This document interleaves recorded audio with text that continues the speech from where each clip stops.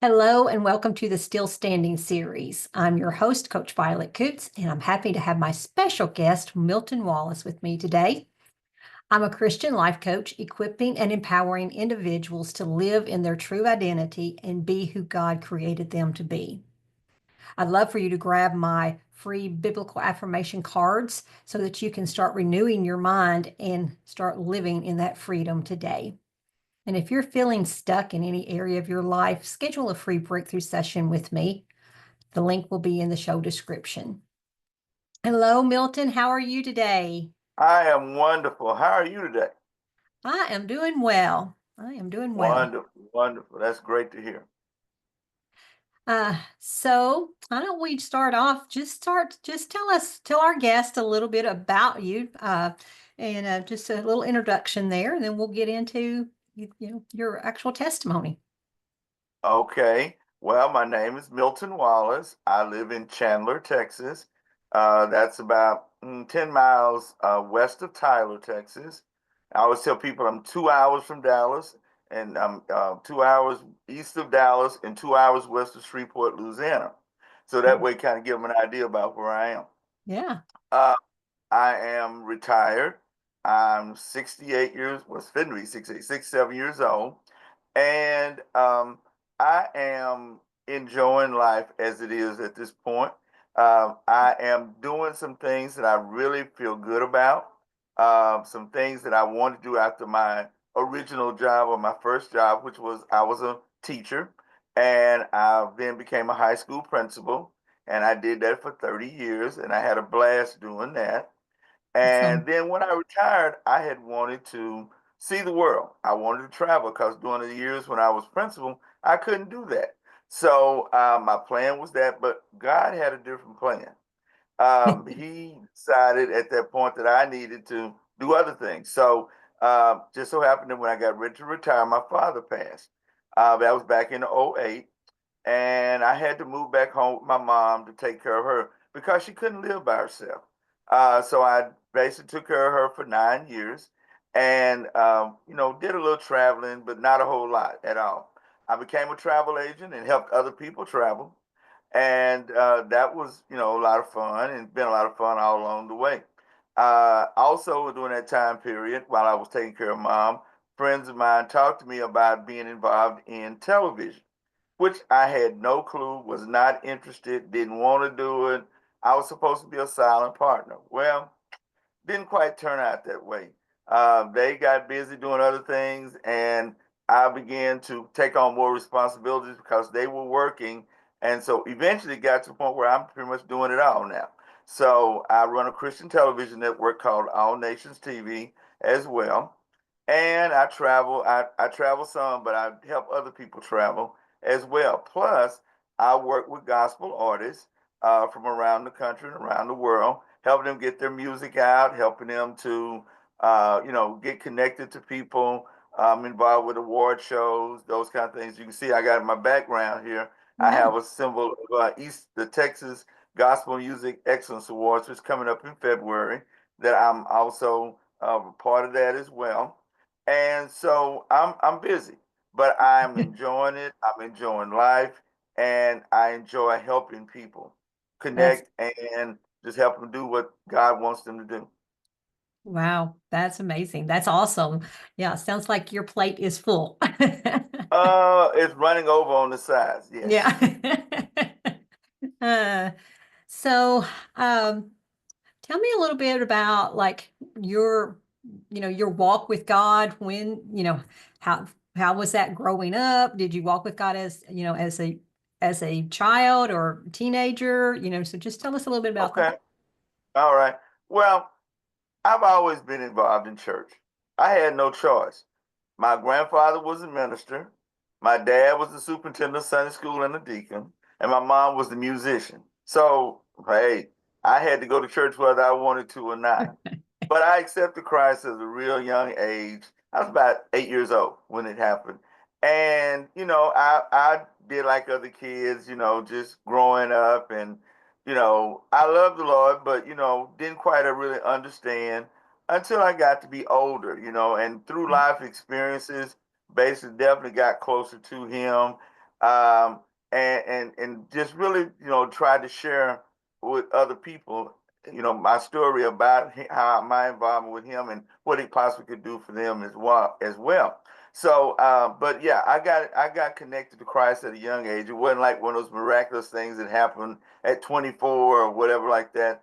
I've been connected one way or another, but I really got connected and when I got a little bit older. So yeah. Right, right. I think that's pretty typical too for someone who accepts Christ, at that young age. We kind of have to get a little life behind us, and then Yes. then we get that It closer. definitely makes you understand a lot of things that you hear it, you say, uh-huh, but you see it to a certain extent, but you hadn't lived it. But once you live it, then you really once you do that, you get Christ definitely gets all tangled up in your life, which is a good thing. Right, And at that point, do you understand all the wonderful things and the blessings that come with it? So yeah. right. Awesome, awesome. So now, you mentioned, and you can tell me anything that you want, but when we had talked previously, you was telling us a little bit, and even in your introduction, you had some plans, and uh, and God changed those, which He often does, I think. Yes. So Yeah. tell us about, well, first tell us a little bit about where did you teach and principal and things like that. I know Okay. you're in All Texas right. now. Well, yeah, I'm in Texas and I've always lived in Texas pretty much. And I started my career teaching in Commerce, Texas, which is in Northeast Texas. And then from there, I went to another small community outside of Gilmer, Texas, and I was a principal there. That was my first principal job. And I did that. And I went to Denton, where I spent most of my career, Denton, Texas. I had the unique situation of being the principal of two high schools at one time. And that was a very Okay. interesting experience considering the number of children that I had to be over. But it was a great experience for me. I had to learn how to deal with a lot of things and juggle a lot of things during that time period. And then I ended up my career in Longview, Texas. So I've been around pretty much in the East Texas, North Texas area, but they've all been good, positive experiences in the education. I love kids. I love working with, especially high school kids. I love working with them, seeing them grow from ninth graders to seniors and see them go off into life and to, do the things that they do. And so, and just helping kids to grow and to grow up and to, become young men and women has really been a big positive thing for me. That's awesome. That's awesome. And I would say, just as you were talking about how you had that opportunity and was principal at two schools at the same time and had to learn, I'm with all the things that you're doing now, I'm thinking that some of that stuff that you learned, all the things and the skills that you learned back then has come on with you all through your life, and is probably even you're still seeing how those skills back there is helping you even now. Well, that is so true. One of the things I've always told people is that God seems to put me in positions where I have to make changes for other people or for other situations. If it's a tough situation, I seem to be sitting in the middle of it. And God puts me in those spots so that I have to kind of work things. It's not that I think that I'm so good at doing those kind of things, but it seems though God puts me in those most interesting situations that have to work it out, get things solved, get things organized, coordinated. And, even though sometimes I go, I don't want to do that, I have to admit, I enjoy it. I enjoy having to figure things out, trying to make things work, trying to put it together. It's like putting together a puzzle, putting it back together again. I like doing those kinds of things. I like challenges. That's good. That's good.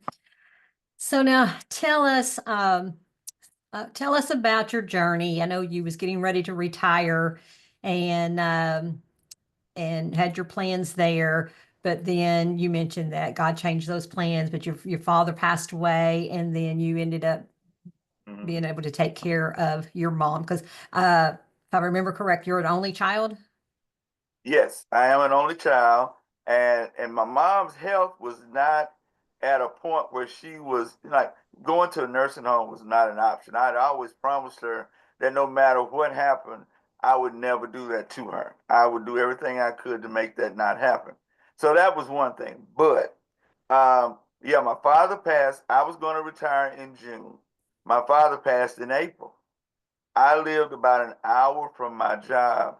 At the time where I live, Longview was about an hour from where my parents lived. So for the last from April, the 1st of April till June, I drove back and forth every day. And Wow. that, that was first thing wasn't my plan.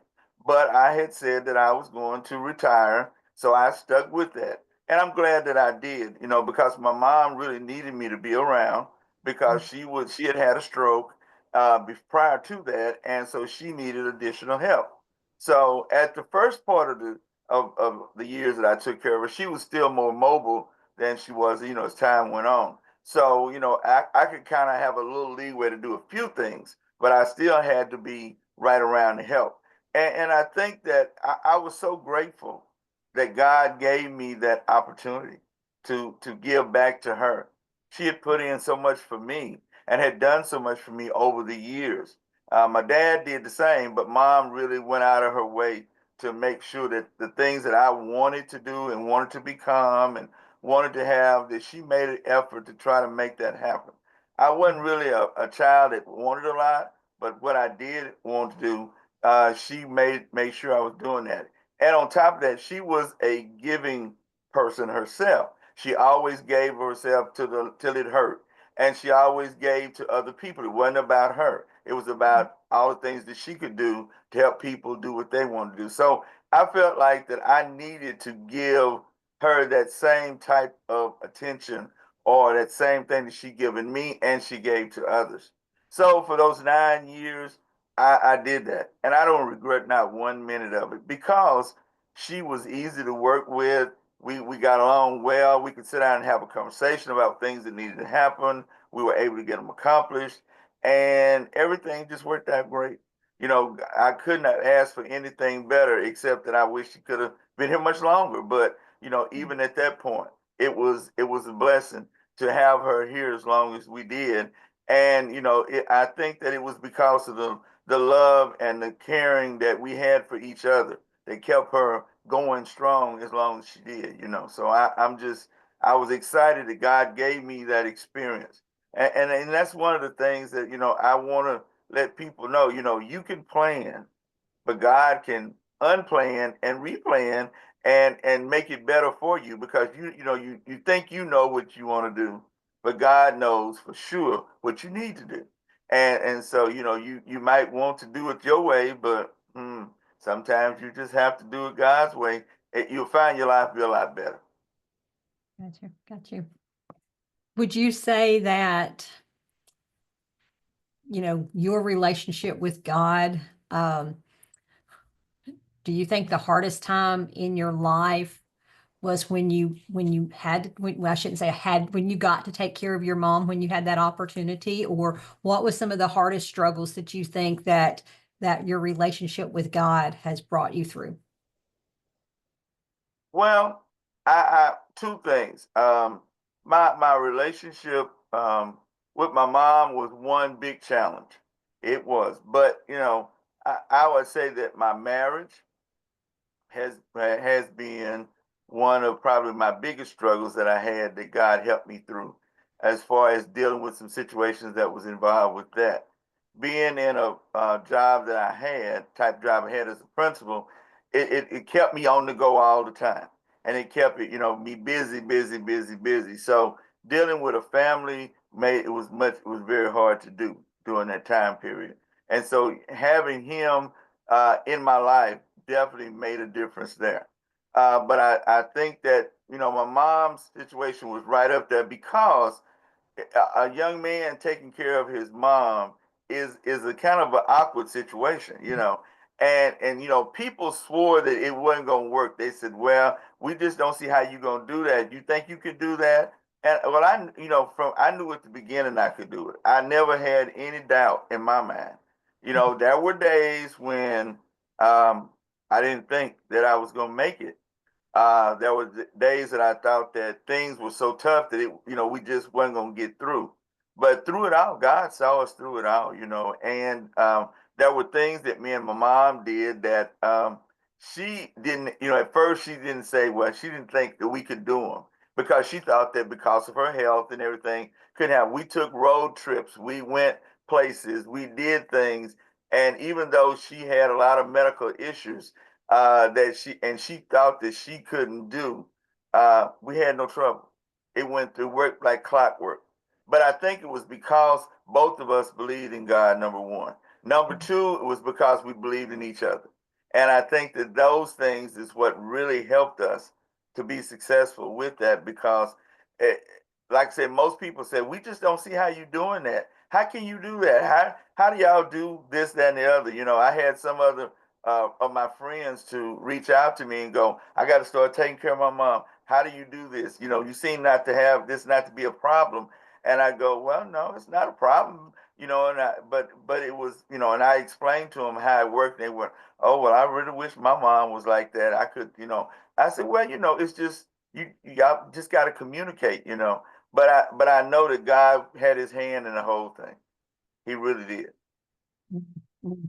And that's beautiful when you're just talking about y'all being able to take the road trips and do the different Oh things yeah.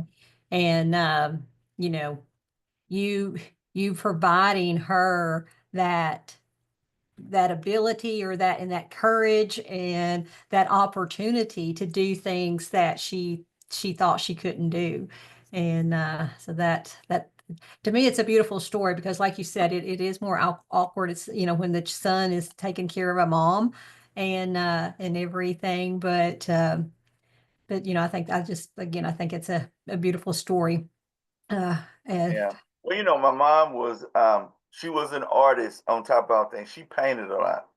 And that was her. She was an educator as well, and so that was her entertainment in the evening time, which this kind of how she, gets all the stress of the day out by doing the painting and those kinds of things.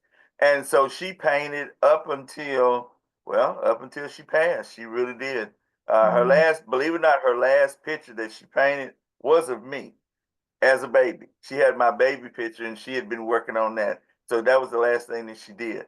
And, it was a lot of, like I said, a lot of things that we did and places that we went and events that we attended and things like that. A lot of people said, well, a person, because she was in a wheelchair, a person in a wheelchair probably can't do that. And, I said, oh, yeah, we can make it work. Oh, how you going to work? I said, well, hey, we gonna get it. So I throw the wheelchair in the back seat of the car, and off we go. And it worked. And but again, I know that it was God worked it through because I know many a day I prayed and said, God, you got to work this out because even when she was sick, there were two or three times in there when the doctor said, well, one doctor said, well, we just don't know if she's gonna make it to the next day. That kind of thing. We need to call in hospice and all like that. But I said, no, it's not time yet. And she and I both believe that. And God, like I said, that was of the 9 years I took care of her. That was probably about year number 4 or number 5. And Wow. and so she went on after that, 4 or 5 more years, just kicking and screaming, but going out. But no, she wasn't. She was very, even to the last day, it was like she was determined that she was going to make it. And the good part about all of that was is that she her bottom line was is that she didn't want to impede me from living. And I appreciate that. But on top of that, I promised her that I'd give her as much of life that she could have. And so we did that, and I'm just I'm appreciative of that. Right. Right. A couple of scriptures and verses that come to my mind as you're talking, I'm thinking about, that we're told to honor our father and mother. And, I'm thinking about, you know, you're that example of honoring them and the way you did. And then the other one is that, I can do all things through Right. Christ who strengthens me, you know, even Hmm. those things that we think we can't do or things we can't get, we won't get through him and his Right. strength and guidance and everything, then we can do things that we don't think we can do. Right. And I think And, you're and powerful. that's the thing, I tell a lot of people, a lot of my friends, they're at that where their parents are in that age range now where they have to, see about them. And I'm going, you'll be surprised. Don't think that you can't do some things for your parents from the standpoint of you just don't know how you're going to get them done or how it's going to work out. I said, you'll be surprised that if you let God lead you and guide you and direct you, he'll make it easy for you. Things that look hard, that look impossible. He can straighten them out and make it where it'll work. I'm a living witness to that. Yes. That's awesome. That's awesome. So, now, is there anything else that that you feel like you want to share? Anything God's laying on your heart specifically to share Well, with us today? the big thing for me is I tell people you gotta have faith, number one. Number two, you got to believe. Things are gonna always look kind of down and dim and everything. But you have to know that God is there no matter what. If things are not going totally right, God is still there.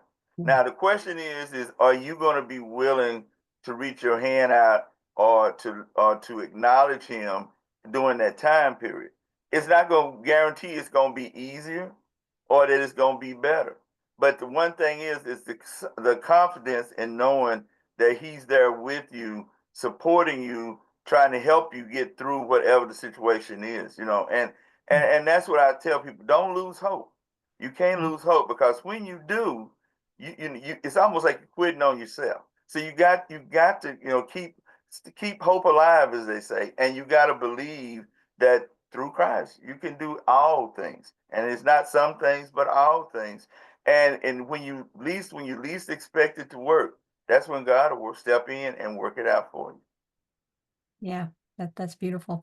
In what I do with life coaching and, empowerment coaching and stuff, mindset, it's that having that mindset and knowing and as you said, believing and I think coming into agreement with Right, what God says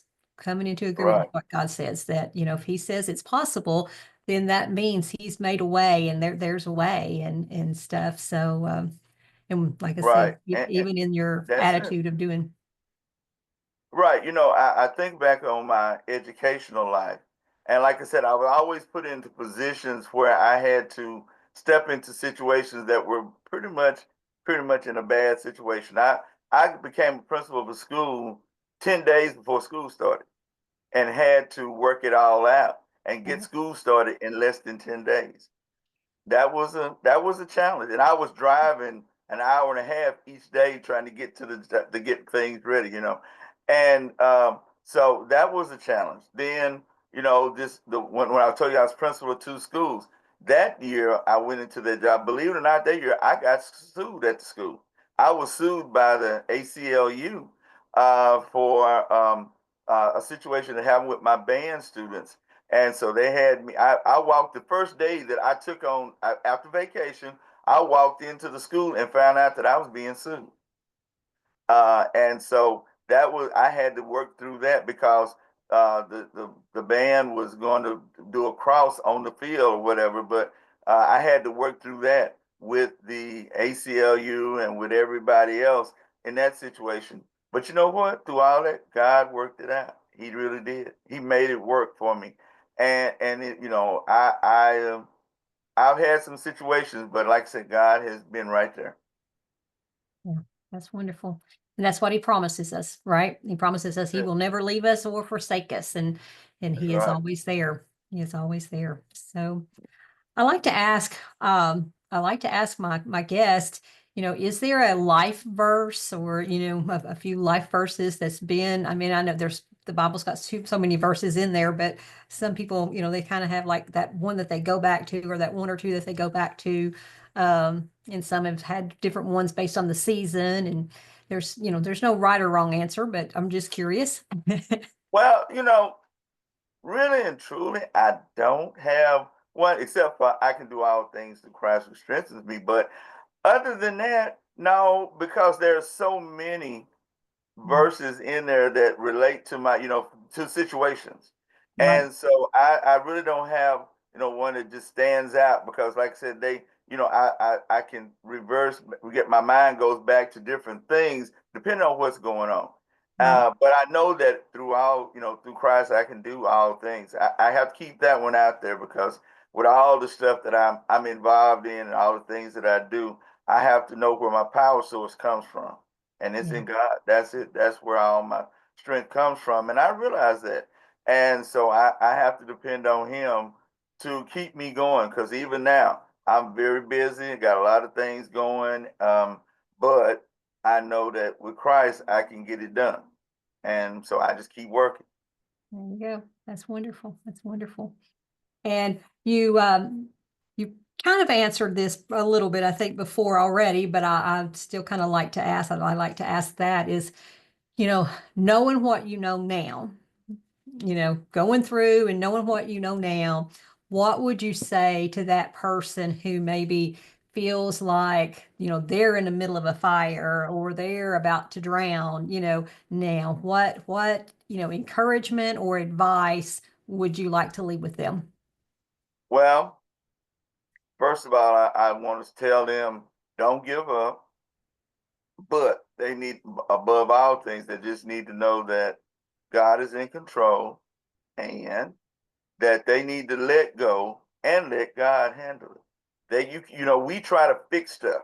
We're Yeah. bad about trying to fix things, and we need to do our part, true enough, but we need to let God fight the battle and work it out. We just need to let Him do that part, but we have to get out of the way and let Him do that.